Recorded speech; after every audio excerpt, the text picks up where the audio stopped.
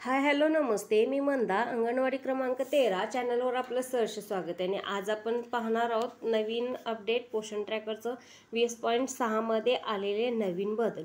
पोषण ट्रॅकर 20.6 मध्ये 6 नवीन बदल आले आहेत. त्यातला आपण पहिला बदल पाहणार आहोत तो म्हणजे स्टॉक रजिस्टर. आपला स्टॉक रजिस्टर आले पोषण ट्रॅकरला. काय स्टॉक रजिस्टर. आता हे स्टॉक रजिस्टर आहे, हे कसं भरायचं हे आपण थोडक्यात माहिती घेऊया. इथं जायचं. आता तुम्हाला म्हणजे THR आला असेल तर इथं गर्भवती महिलांना किती आला, संधा मातांना किती आला, 0 ते 6 ह्यांना किती आला आणि ह्यांचा दिलेलं नाही कारण आपण ते HCM भरतो. 3 ते 6 वर्षाचा आपण HCM भरतो आणि सॅम मॅमचं काय असेल ते. आणि कमी वजनाच्या मुलांना आला असला तर एखाद्या ह्याला कमी वजनाचा THR येतो मुलांचा, तीव्र कुपोषित बालकांना येतो. आणि ते मग आपण काय करायचं, इथं रजिस्टर करायची, त्या दिवशीची तारीख टाकायची आणि इथं ॲड स्टॉक करायचं. म्हणजे आता मला कल खाऊ आला तर मी इथं टाकणार किती गरोदरचा आला, किती स्तंदांचा आला, किती मुलांचा आला, कमी वजनाचा आला का तर नाही आला.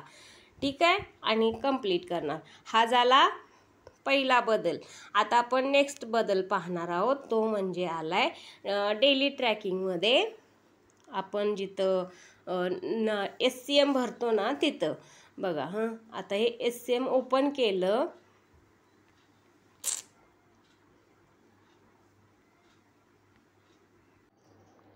इथं आलाय.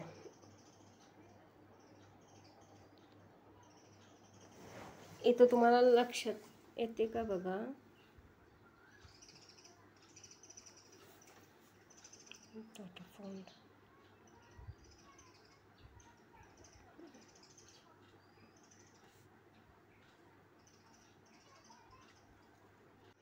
इथं आले बघा खाली HCM टाईप.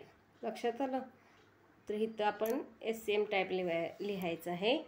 कुकड मिल आणि पॅकेट्स म्हणजे आपण जे THR देतो ते आपण इथं लिहायचं आहे कुकिंग मिल आणि मग सादर करायचं आहे. कळालं. हे 2 बदल आहेत. आणि नंतरचे जे अजून 4 बदल राहिलेत ते मी नंतर दुसऱ्या व्हिडिओमध्ये करून दाखवते.